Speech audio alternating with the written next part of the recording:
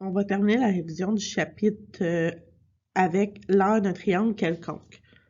Bon, il y a 3 différentes formules pour calculer l'aire d'un triangle. On va voir les 3. La première, c'est la formule géométrique, celle que vous êtes habitué de voir, donc base fois hauteur divisé par 2. Ici, on a un triangle rectangle. On se souvient que la hauteur d'un triangle est à 90 degrés avec sa base. Donc, si j'avais eu le côté AC comme base, ben la hauteur aurait été à l'intérieur du triangle jusqu'au sommet B. Mais ici, puisque j'ai un triangle rectangle, ben ma base c'est 14 et ma hauteur c'est 9. Donc, ma formule, base fois hauteur divisé par 2. Je mets mes chiffres dans la formule, je fais le calcul et ça me donne 63 cm². Donc, rien de bien compliqué ici, c'est des choses que vous avez déjà vues. Ensuite, la formule trigonométrique, la formule va comme suit.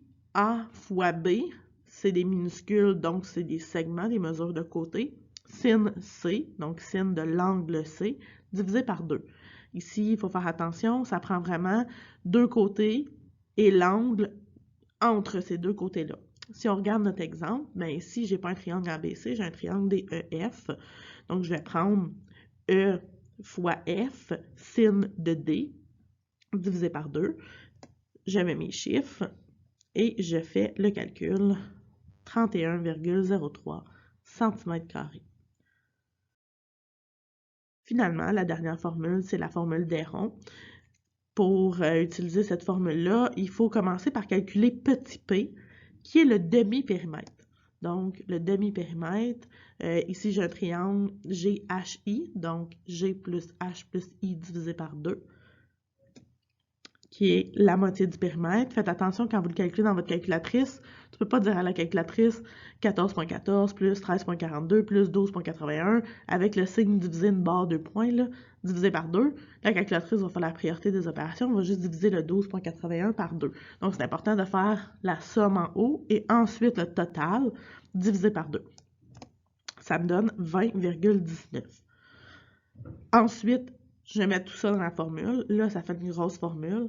Donc, ici, j'ai P, P moins G, P moins H, P moins I, racine de tout cela, qui me donne 20,19, 20,19 moins 14,14, 20,19 moins 13,42, 20,19 moins 12,81, racine carrée. Donc, prenez le temps de bien l'écrire dans votre calculatrice telle quelle. Et on obtient que l'aire est égal à 78,12 mètres carrés. Mais là, comment je fais pour choisir la bonne formule? Je vous ai fait un petit tableau qui vous dit là, quand tu as quoi, quelle formule utiliser. Donc voici, je vous suggère de l'ajouter dans vos notes. Donc je vais utiliser la formule géométrique, base fois hauteur divisé par 2, quand j'ai la mesure de la base et la mesure de la hauteur. Je vais utiliser la formule trigonométrique quand j'ai la mesure de deux côtés et l'angle compris entre ces deux côtés. Et je vais utiliser finalement la formule d'Héron lorsque j'ai trois côtés. Si vous vous souvenez bien, l'année passée, je vous faisais des petits dessins. Je pourrais les refaire.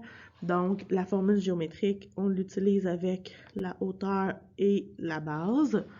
La formule trigonométrique, on l'utilise avec deux côtés et l'angle entre ces deux côtés-là. Et Héron, on l'utilise quand on connaît tous les côtés de notre triangle. Fait que vous pouvez acheter ces petits dessins-là aussi pour vous aider si vous voulez.